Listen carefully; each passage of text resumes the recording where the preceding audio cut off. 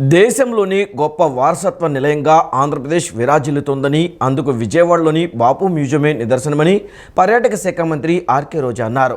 చరిత్ర గొప్పతనాన్ని తెలుసుకోవాలంటే ఖచ్చితంగా బాపు మ్యూజియానికి రావాలని అన్నారు. సామాజిక న్యాయానికి పెద్దపీట వేస్తున్న ముఖ్యమంత్రి వైఎస్ జగన్మోహన్ రెడ్డి పాలనలో రాష్ట్రంలో గతంలో ఎన్నడూ లేని విధంగా అభివృద్ధి కనిపిస్తుందన్నారు. బందర్ రోడ్లోని బాపు మ్యూజియంలో రాష్ట్ర పురావస్తు ప్రదర్శనశాలల శాఖ ఆధ్వర్యంలో Pingali Venkayya gallery, laser show, sound and light షోను పర్యాటక శాఖ మంత్రి రోజా నిన్న ప్రారంభించారు. అనంతరం మహాత్మాగాంధీ, పింగళి వెంకయ్య విగ్రహాలకు పూలమాల వేసి నివాళులు అర్పించారు. అనంతరం బాపు మ్యూజియంలో చారిత్రక గ్యాలరీ, బుద్ధ జైన్ గ్యాలరీ, హిందూ శిల్పకళ గ్యాలరీ, ఆయుధాల కవచాలు గ్యాలరీని రోజా పరిశీలించారు. ఎంపీ కేశినేని నాని, ఎమ్మెల్యే మల్లాది విష్ణు, రాష్ట్ర ప్రభుత్వ ముఖ్య సలహాదారు దేవులపల్లి అమర్, రాష్ట్ర ప్రదర్శనశాల శాఖ కమిషనర్ వాణిమోహన్, డిప్యూటీ డైరెక్టర్లు పాల్గొన్నారు. ఈ సందర్భంగా మంత్రి మాట్లాడుతూ, అత్యంత ప్రసిద్ధి చెందిన పురాతనమైన బాపు మ్యూజియాన్ని జగనన్న ప్రభుత్వంలోనే అభివృద్ధి చేయడం జరిగిందన్నారు. రాష్ట్రంలో పర్యాటక అభివృద్ధి సంతరించుకుందన్నారు. బాపు మ్యూజియంలో లేజర్ షో మరియు సౌండ్ అండ్ లైట్ షోను ప్రారంభించడం సంతోషంగా ఉందన్నారు. ఈ లేజర్ షో మరియు సౌండ్ అండ్ లైట్ షో ద్వారా చారిత్రక వారసత్వ సంపద విజ్ఞాన కేంద్రంగా బాసిల్లుతున్న బాపు మ్యూజియం విశిష్టతను నగరవాసులు, పర్యాటకులు తెలుసుకోవాలన్నారు. ఘన చరిత్ర కలిగిన బాపు మ్యూజియంలో భావితరాలకు చాలా అవసరమైన గొప్ప చరిత్రను టెక్నాలజీ ఉపయోగించి నిక్షిప్తం చేయడం జరిగిందన్నారు. విజయవాడలో అంబేద్కర్ భారీ విగ్రహం, బాపు మ్యూజియం, భవానీ ఐలాండ్ వంటి పర్యాటక ప్రాంతాలను అభివృద్ధి చేశామని మంత్రి చెప్పారు. ప్రపంచంలోనే అతిపెద్ద అంబేద్కర్ గారి మహాశిల్పాన్ని, statue of social justice, so అది ఓపెన్ చేయటం జరిగింది. అదే రోడ్లో కొంచెం ముందుకొస్తే బాపు మ్యూజియం, దీంట్లో ఈరోజు నుంచి లైట్ అండ్ సౌండ్ షోని స్టార్ట్ చేస్తున్నాం. అలాగే కొంచెం ముందుకు వెళ్తే భవానీ ఐలాండ్, నేను మంత్రి అయిన తర్వాత మన పండుగలన్నీ అక్కడ చేయటం జరిగింది. సంక్రాంతి కానీ, ఉగాది కానీ, మొన్న కూడా మీరు చూస్తే కార్తీక మాసంలో శివుడి కళ్యాణం కానీ, అంటే ఊర్లకు వెళ్ళి ఊర్లలో తమ కుటుంబంతో గడపాల్సిన వాళ్ళు ఈరోజున్న బిజీ లైఫ్లో వెళ్ళలేకపోతున్నారు. కాబట్టి అన్నీ వారి దగ్గరికే తీసుకురావటం జరుగుతుంది. సో ఈ విజయవాడలో ఈరోజు అభివృద్ధి అంటూ జరిగింది అంటే అది జగనన్న గారి పరిపాలనలోనే నేను గర్వంగా చెప్పగలను. అండ్ ఈరోజు మీరు చూస్తే మా ఆర్కియాలజీ అండ్ మ్యూజియం డిపార్ట్మెంట్ రెండు కూడా చాలా అద్భుతంగా పనిచేసి ఇక్కడ మ్యూజియంలో కానీ, అలాగే లైట్ అండ్ సౌండ్ షో కానీ మీరు చూస్తే మీకు గూస్ బంప్స్ వస్తాయి. వైఎస్ఆర్ 750 కోట్లు ఖర్చు పెట్టి గుండ్లకమ్మ ప్రాజెక్ట్ కడితే మెయింటెనెన్స్ కోసం సంవత్సరానికి ₹1 కూడా వైసీపీ ప్రభుత్వం ఇవ్వలేదా అంటూ ఏపీసీసీ అధ్యక్షురాలు వైఎస్ షర్మిల ఆగ్రహం వ్యక్తం చేశారు. ప్రాజెక్ట్ మెయింటెనెన్స్ చేయని తమరు వైఎస్ఆర్ వారసులు ఎలా అవుతారు జగనన్న అని ప్రశ్నించారు. ఇరిగేషన్ శాఖ మంత్రి సంక్రాంతి డ్యాన్సులు చేశారు తప్ప ప్రాజెక్ట్ గురించి పట్టించుకోలేదన్నారు. ఈ పాపం వైసీపీ నాయకులది కాదా అని నిలదీశారు. గుండ్లకమ్మ ప్రాజెక్టును ఏపీపీసీసీ అధ్యక్షురాలు వైఎస్ షర్మిల ఈ రోజు ఉదయం పరిశీలించారు. ఈ సందర్భంగా ప్రాజెక్టుకు సంబంధించి వైసీపీ ప్రభుత్వ నిర్లక్ష్యం పట్ల షర్మిల తీవ్ర స్థాయిలో విరుచుకుపడ్డారు. జలయజ్ఞంలో భాగంగా వైఎస్ఆర్ గుండ్లకమ్మ ప్రాజెక్టు నిర్మించారన్నారు. 1,00,000 ఎకరాలకు సాగునీటితో పాటు 12 మండలాలకు తాగునీరు ఇచ్చే ప్రాజెక్టు గుండ్లకమ్మ అని అన్నారు. 16 నెలల క్రితం ఒక గేటు, 3 నెలల క్రితం మరో గేటు కొట్టుకుపోయిందని, మెయింటెనెన్స్ లేక ప్రాజెక్టు గేట్లు కొట్టుకుపోయాయన్నారు. 5 సంవత్సరాల నుండి ప్రాజెక్టు మెయింటెనెన్స్ చేస్తే గేట్లు కొట్టుకుపోయేవి కాదని చెప్పుకొచ్చారు.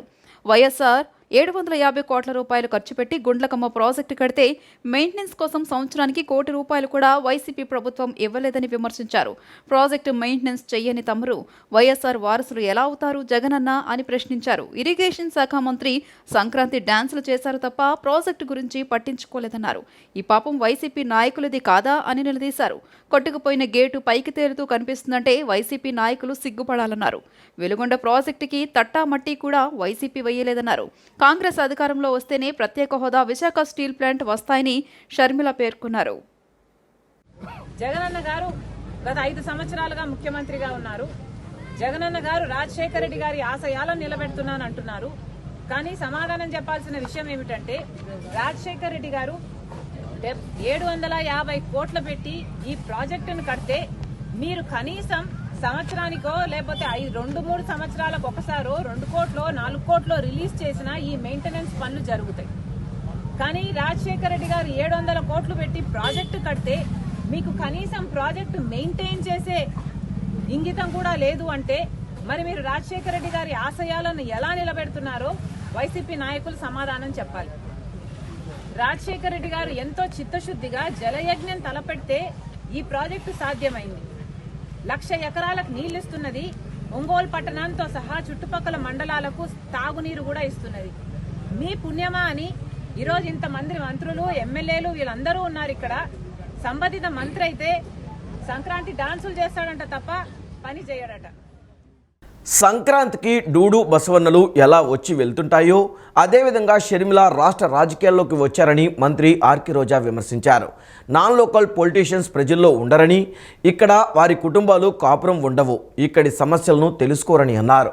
స్థానికత లేని పార్టీలను ప్రజలు నమ్మరని, పక్క రాష్ట్రంలో పార్టీ తీసేసి ఇక్కడికి వచ్చి మాట్లాడతారన్నారు. జగనన్నకు ఇక్కడ అడ్రస్, గుర్తింపు, ఓటు అన్నీ ఉన్నాయని, వైఎస్ఆర్ అభిమానులంతా జగన్ వెంటే ఉన్నారు, ఉంటారన్నారు. షర్మిల లాంటి వారిని రాష్ట్ర ప్రజలు ఆదరించరని, తెలంగాణ ప్రజలు చీకొడితే ఏపీలోకి షర్మిల వచ్చారని దుయ్యబట్టారు. సామాజిక న్యాయానికి సీఎం జగన్మోహన్ రెడ్డి పెద్దపీట వేస్తున్నారని, జగన్ పాలనపై రాష్ట్ర ప్రజలంతా సంతృప్తిగా ఉన్నారన్నారు. ఏపీలో ఓటు అడిగే నైతిక అర్హత కాంగ్రెస్కు లేదని, రాష్ట్రాన్ని విడగొట్టి వైఎస్ఆర్ పేరు ఎఫ్ఐఆర్లో పెట్టి అవమానించింది కాంగ్రెస్ పార్టీ అని తెలిపారు. 2 సార్లు కేంద్రంలో అధికారంలో కాంగ్రెస్ రావడానికి కారణమైన వైఎస్ఆర్ గారి పేరుని ఆయన చనిపోయిన తర్వాత ఎఫ్ఐఆర్లో పెట్టి అవమానించింది ఈ కాంగ్రెస్ పార్టీ. వైఎస్ఆర్ గారు 2 సార్లు వాళ్ళని రాష్ట్రంలో, కేంద్రంలో అధికారంలో తీసుకొచ్చినా ఆయన లేని సమయం చూసి ఆ కుటుంబాన్ని అవమానించి రోడ్డు కీడ్చి జగనన్న మీద తప్పుడు కేసులు పెట్టి జైల్లో పెట్టించింది కాంగ్రెస్ పార్టీ. అలాగే పార్లమెంట్లో తలుపులేసి రాష్ట్రాన్ని ముక్కలు చేశారే తప్ప రాష్ట్రానికి ప్రత్యేక హోదాని కూడా అనౌన్స్ చేయకుండా ఈరోజు రాష్ట్రం నష్టపోయే పరిస్థితి తీసుకొచ్చింది కాంగ్రెస్ పార్టీ. అలాంటి కాంగ్రెస్ పార్టీలోకి ఎవరొచ్చి ప్రచారం చేసినా వాళ్ళు జీరో అవుతారన్న విషయం వాళ్ళు తెలుసుకోవాలి.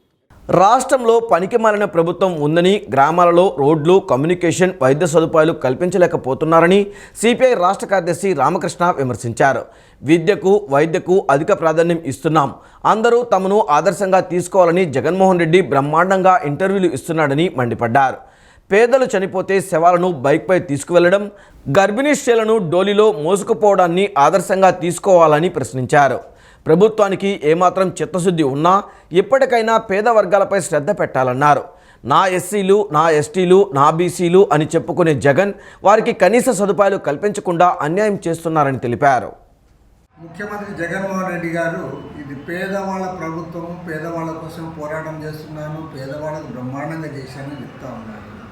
మరి నీ బ్రహ్మాండంగా నువ్వేం చేశావో దీన్ని బట్టి అర్థమవుతా ఉంది. కుక్కునూరు మండలము గిన్నెలగూడెంలో ఒక గర్భిణీ స్త్రీని హాస్పిటల్ తీసుకొని పోవాలంటే వాళ్ళు డోలీలో తీసుకుపోయే పరిస్థితి.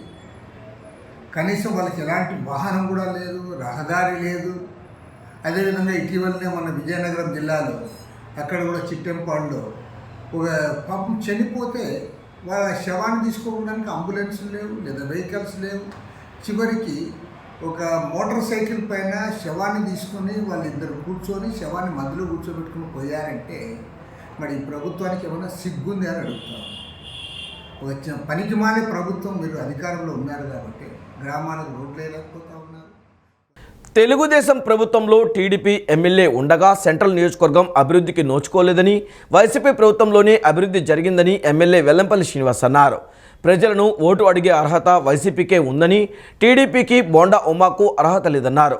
స్థలాలు కబ్జా చేసినందుకు ఆయన కుమారులు బైక్ రేసులు పెట్టి ప్రజల ప్రాణాలు తీసినందుకు ఓటు వేయాలని ప్రశ్నించారు.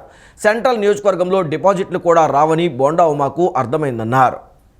సెంట్రల్ నియోజకవర్గం చుట్టుగుంట 25వ డివిజన్ పర్యటనలో సెంట్రల్ నియోజకవర్గ సమన్వయకర్త MLA Vellampalli Srinivas, MLC Ruhulla, deputy mayor Shailaja Reddy, స్థానిక కార్పొరేటర్ బంకా శకుంతల, బంకా భాస్కర్తో కలిసి పర్యటించారు. ఇంటింటికి వెళ్లి జగన్ ప్రభుత్వంలో జరిగిన అభివృద్ధి, సంక్షేమ కార్యక్రమాల గురించి వివరించారు. ఈ సందర్భంగా వెల్లంపల్లి మాట్లాడుతూ డివిజన్ పర్యటనలో ప్రజల నుండి అపూర్వమైన స్వాగతం లభిస్తోందని, మళ్లీ జగన్మోహన్ రెడ్డి ముఖ్యమంత్రిగా రావాలని ప్రజలందరూ కోరుకుంటున్నారని అన్నారు. గతంలో ఎమ్మెల్యేగా పనిచేసిన బోండా ఉమా డివిజన్ను పూర్తిగా నిర్లక్ష్యం చేసి అభివృద్ధి చేయలేదని ప్రజలు చెబుతున్నారన్నారు. వైసీపీ ప్రభుత్వం వచ్చిన తర్వాతే అభివృద్ధి జరుగుతోందని ప్రజలు సంతృప్తి వ్యక్తం చేస్తున్నారని తెలిపారు. బోండా ఉమకి ఎందుకు ఓటేయాలని ప్రజలే ప్రశ్నిస్తున్నారని, భూ కబ్జాలు, అక్రమ దందాలు, బైక్ రేసింగ్లు చేసినందుక బోండా ఉమకి ఓటేయాలా అని నిలదీశారు. 5 ఏళ్లు ఎమ్మెల్యేగా ఉండి నియోజకవర్గ అభివృద్ధిని పూర్తిగా విస్మరించాడని అన్నారు. ఇంట్లో ఉన్న బోండా ఉమను రోడ్డు మీదకు తీసుకువచ్చింది తానేనని, బోండా ఉమకు భయం పుట్టి ఓటు కోసం రోడ్డు మీద తిరుగుతున్నాడన్నారు. సెంట్రల్ నియోజకవర్గంలో డిపాజిట్లు కూడా రావని బోండా ఉమకి అర్థమైందని, నియోజకవర్గంలో వైఎస్ఆర్ కాంగ్రెస్ పార్టీ విజయం ఖాయమని ధీమా వ్యక్తం చేశారు. అదేవిధంగా ప్రతి ఒక్కటి కూడా అడ్రస్ చేసుకుంటూ వాళ్ళకి కావాల్సిన విధంగా షెట్లు కోర్టులు అనండి, ఎక్కడైనా ఖాళీ ప్లేస్ ఉంటే దాన్ని అభివృద్ధి చేసి అక్కడున్న కమ్యూనిటీస్కి ద్వారా దాన్ని డెవలప్ చేయించడం కానివ్వండి, ప్రతి ఒక్కటి చేసుకుంటూ ముందుకెళ్తాం. కాబట్టి మళ్ళీ మాకు ఓటు అడిగే హక్కు ఉందని చెప్పిన ఓటు అడిగేస్తారు నమ్మకం కూడా మాకు ఉంది. ఓటు వేసే నమ్మకం మాకుంది. కానీ బోండా మాకు ఓటు ఎందుకు వేయాలండి? ఇక్కడ స్థలాలు చూసి కబ్జా చేసినందుకు, వాళ్ళ కొడుకులేమో బైక్ రేసులు వేసుకొని వాళ్ళ స్నేహితులు ప్రాణాలు తీస్తున్నందుక వీళ్ళకి ఓట్లు వేయాలా? 5 ఏళ్లలో ఏం చేశారండి? కాకపోతే ఒకటి మాత్రం చేశాను నేను, బోండా మన కోసం రోడ్డు మీద తీసుకొచ్చి ఇప్పుడు ఇదివరకు ఇంట్లో కూర్చొని ఏదో గంట అరగంట వచ్చేవాడు, ఇప్పుడు మొత్తానికి రోడ్డు మీదకి అయితే ఓటు కోసం బయటకు వస్తున్నాడు. ఎందుకంటే భయం పుట్టింది అతనికి. భయం ఎట్లా పుట్టిందంటే ఈ నియోజకవర్గంలో గెలవని మాత్రం అతనికి భయం వచ్చేసింది. ఎందుకంటే వర్గాలు, పోర్లు, అనేక రకాల ఇబ్బంది పడుతున్నారు. అదేవిధంగా వ్యక్తికి ఉన్న అవలక్షణాలన్నీ అతనికి ఉన్నాయి. రాజ్యాంగ నిర్మాత బిఆర్ అంబేద్కర్ విగ్రహాలను రాష్ట్రంలో ఏర్పాటు చేసి అంబేద్కర్ రాజ్యాంగాన్ని ప్రజలకు అందిస్తున్న ఏకైక వ్యక్తి రాష్ట్ర ముఖ్యమంత్రి వైఎస్ జగన్మోహన్ రెడ్డి అని విజయవాడ ఎంపీ కేశినేని నాని తెలిపారు.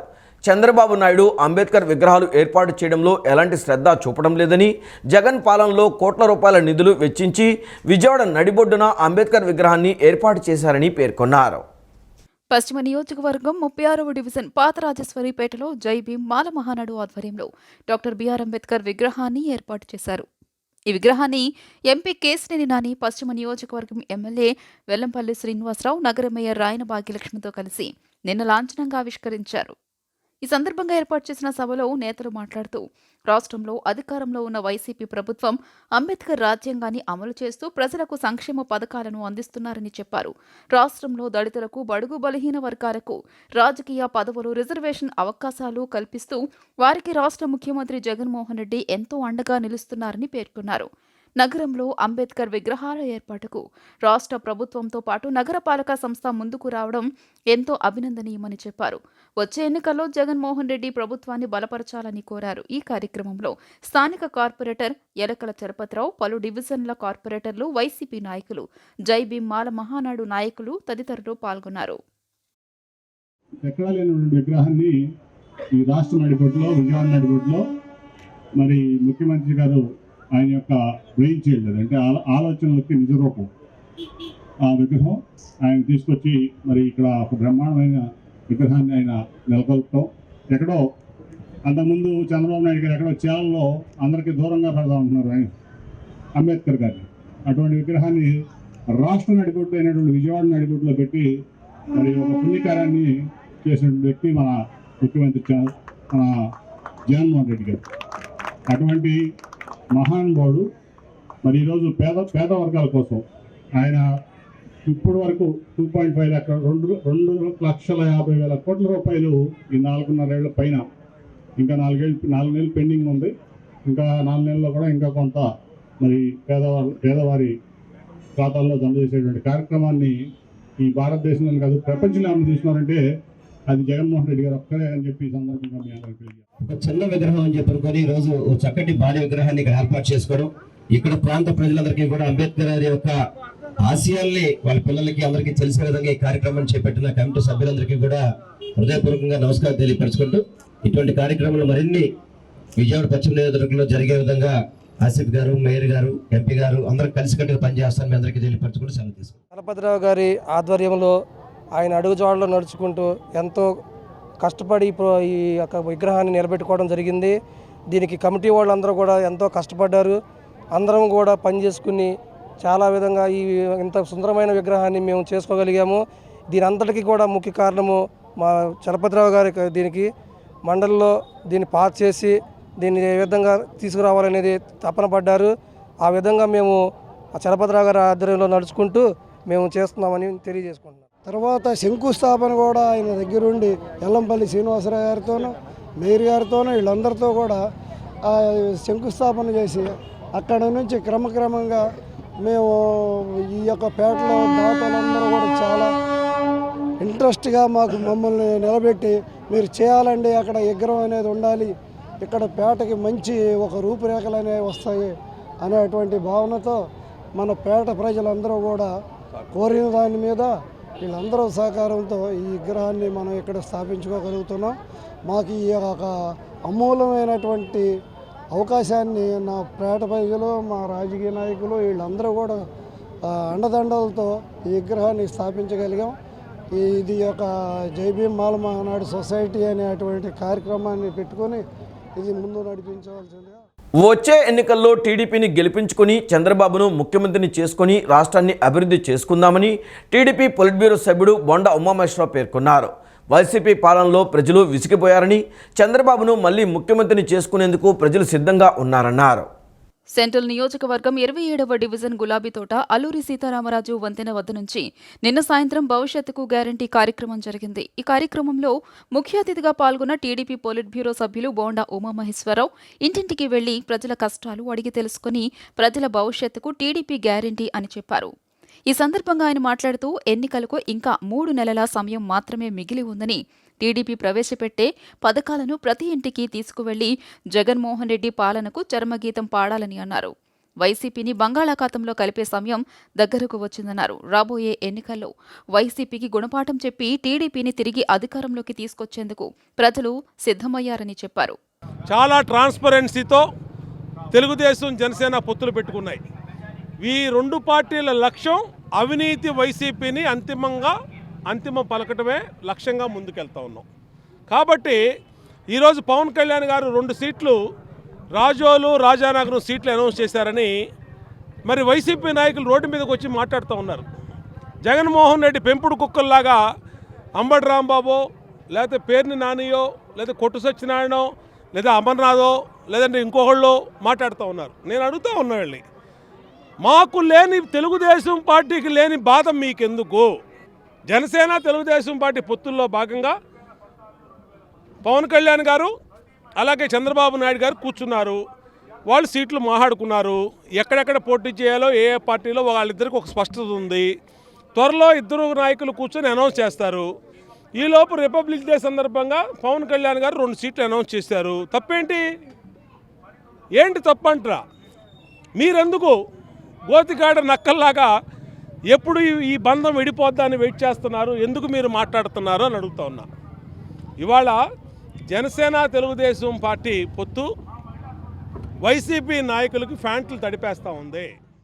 పరిపాలన అనేది సాంప్రదాయబద్ధంగా జరగాలని, కానీ వైకాపా అధికారంలోకి వచ్చాక అంతా దోపిడీయేనని, ప్రశ్నించిన వారిని ప్రతిపక్షాలపై దాడులు చేస్తూ రాష్ట్రంలో నిరంకుశ పాలన చేశారని జిల్లా పరిషత్ మాజీ చైర్పర్సన్ గద్దె అనురాధ పేర్కొన్నారు. డాక్టర్ బిఆర్ అంబేద్కర్ ఏ ఉద్దేశాలతో అయితే రాజ్యాంగాన్ని రూపొందించారో దానికి పూర్తి భిన్నంగా రాష్ట్రంలో జగన్ పాలన కొనసాగుతుందన్నారు. 2 నెలల సమయంలోనే రాష్ట్రంలో ఎన్నికలు రాబోతున్నాయని, ఈ ప్రభుత్వంలో జరిగిన అవినీతి, అక్రమాలు, దౌర్జన్యాలకు విరుగుడు కలిగించేలా మంచి నిర్ణయాలను తీసుకోవాలని కోరారు.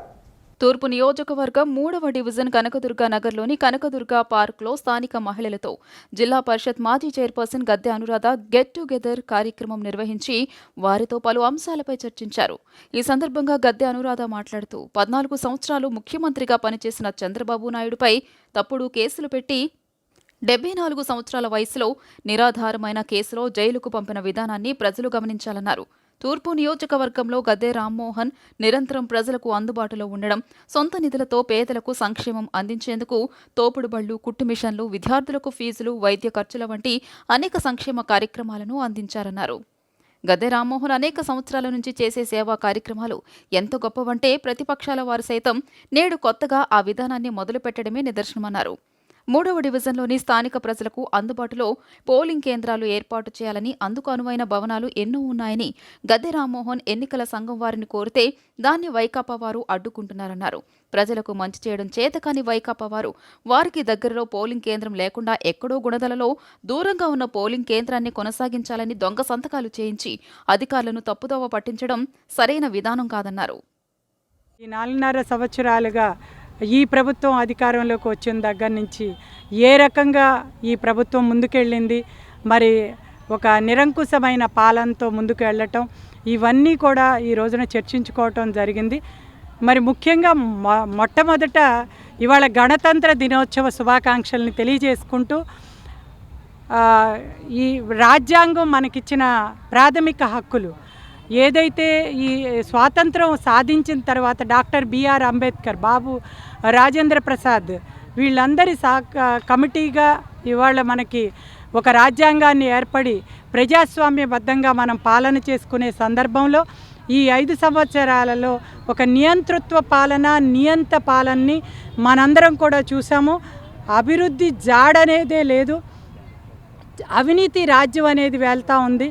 ఒక మట్టి దగ్గర నుంచి మట్టి, ఇసుక, గ్రావెల్లు ఇలా ఏది అయితే అది తవ్వేసుకోవటం, మరి అంతేకాకుండా ప్రతిపక్షాల మీద దాడులు చేయటం, కేసులు పెట్టడం, జైళ్లలో వేయటం, ఆఖరికి ప్రతిపక్ష నాయకుడు ఎవరైతే ఉన్నారో నారా చంద్రబాబు నాయుడు గారు 14 సంవత్సరాలు ముఖ్యమంత్రిగా పనిచేసిన ఆయన్ని ఒక నిరాధారంగా ఒక ఆధారం లేని కేసులో, స్కిల్ డెవలప్మెంట్ కేసులో ఏ రకంగా అయితే అరెస్ట్ చేశారు, ఇప్పటికీ కూడా దాని ఆధారం అనేది కనుగొనలేకపోవటమే కాకుండా మరి బెయిల్ రాకుండా చేయాలని చెప్పి ఇన్నర్ రింగ్ రోడ్ కేసు అని అసలు రోడ్డే లేని ఒక కేసుని మరి ఇట్లా రకరకాల కేసుల్ని పెట్టడం, ఈ రకమైన ఒక దుష్ట పరిపాలన ఏ రకంగా సాగిందే అని చెప్పి భారత ప్రధానిగా నరేంద్ర మోదీ అధికారం చేపట్టిన తర్వాత 10 సంవత్సరాలలో 74 మంది ముస్లింలకు పద్మశ్రీలు ఇవ్వడం జరిగిందని బీజేపీ మైనార్టీ మోర్చా రాష్ట్ర అధ్యక్షుడు షేక్ బాజీ అన్నారు. సీతారాంపురంలోని బీజేపీ రాష్ట్ర కార్యాలయంలో బీజేపీ మైనార్టీ మోర్చా రాష్ట్ర అధ్యక్షుడు షేక్ బాజీ విలేకరుల సమావేశం నిర్వహించారు. ఈ సమావేశంలో ఆయన మాట్లాడుతూ అనేక రంగాలలో నిష్ణాతులైన వారికి పద్మశ్రీ, పద్మభూషణ్, పద్మవిభూషణ్ ఇచ్చేలా ఎంపిక విధానం తీరుతెన్నులు మార్చిన గొప్ప ప్రభుత్వం, గొప్ప దార్శనికత కలిగిన ప్రధాని నరేంద్ర మోదీ అన్నారు. ఆంధ్రప్రదేశ్లో వెనుకబడిన ముస్లిం అయిన షేక్ హాసన్కు పద్మశ్రీ ఇచ్చారని, తృణధాన్యాల నిపుణుడు ఖాదర్ వలీకి పద్మశ్రీ ఇచ్చారని చెప్పారు. నేత పనిచేసే ఖలీల్ అహ్మద్ అనే వ్యక్తికి పద్మశ్రీకి ఎంపిక చేశారన్నారు. దేశంలో మైనార్టీలు మెజారిటీ అనే వ్యత్యాసం లేకుండా సబ్కా సాత్ సబ్కా వికాస్ నినాదాన్ని ప్రధాని రుజువు చేశారన్నారు. అనేక రంగాలలో నిష్ఠానుతులైనటువంటి వ్యక్తులు, అది భూమిని దున్ని సాగు చేసేటువంటి కూలి కానీ, వ్యవసాయం చేసేటువంటి రైతు కానీ, సామాజిక లక్ష్యంతో కానీ, సైన్స్ అండ్ టెక్నాలజీ కానీ, విద్యాపరమైనటువంటి కానీ, లేకపోతే సంస్కృతిపరమైనటువంటి అంశాల్లో కానీ అనేక మంది అయినటువంటి వ్యక్తుల్ని పద్మశ్రీలుగా, పద్మభూషణలుగా గుర్తించినటువంటి గొప్ప ప్రభుత్వం, గొప్ప దార్శనికమైనటువంటి ప్రధానమంత్రి నరేంద్ర మోడీ గారు అని చెప్పి గర్వంగా తెలియజేస్తా ఉన్నాం. అదేవిధంగా ఆంధ్రప్రదేశ్లో కూడా ఏదైతే వెనకబడినటువంటి ముస్లిం అనేటువంటి షేక్ హసన్ గారు, ఆయనకి పద్మశ్రీ ఇవ్వడం జరిగింది. అదేవిధంగా తృణధాన్యాలకు సంబంధించినటువంటి నిపుణుడు ఖాదర్ వలీ గారు, వారికి పద్మశ్రీ ఇవ్వడం జరిగింది. నిన్న 2024 పద్మశ్రీలో ఖలీల్ అహ్మద్ అని చెప్పినటువంటి నేత పని చేసేటువంటి, కార్పెట్లు వీవర్ చేసేటువంటి వ్యక్తికి పద్మశ్రీ ఇచ్చి దేశంలో ముస్లింలైనా కానీ ఎక్కడ అనగబడినటువంటి వారైనా సరే వృత్తులలో రాణించినటువంటి. కృష్ణా జిల్లా బాపులపాడు మండలం వీరవల్లి సొసైటీ బ్యాంక్ నందు వైసీపీ జిల్లా కార్యదర్శి, బ్యాంక్ డైరెక్టర్ గోడవల్లి రత్న సుధాకర్ జన్మదిన వేడుకలు ఘనంగా నిర్వహించారు. బ్యాంక్ సిబ్బంది అందరూ శుభాకాంక్షలు తెలిపిన అనంతరం సుధాకర్ కేక్ కట్ చేశారు. సొసైటీ పురోగభివృద్ధికి ఎంతో తన సహకారాన్ని అందించిన గోడవల్లి సుధాకర్ భవిష్యత్తులో మరింత ఉన్నతమైన పదవులు అలంకరించాలని చైర్పర్సన్, బ్యాంక్ ఉద్యోగులు ఆకాంక్షించారు. ఈ వార్తలు ఇంతటితో సమాప్తం. నమస్కారం.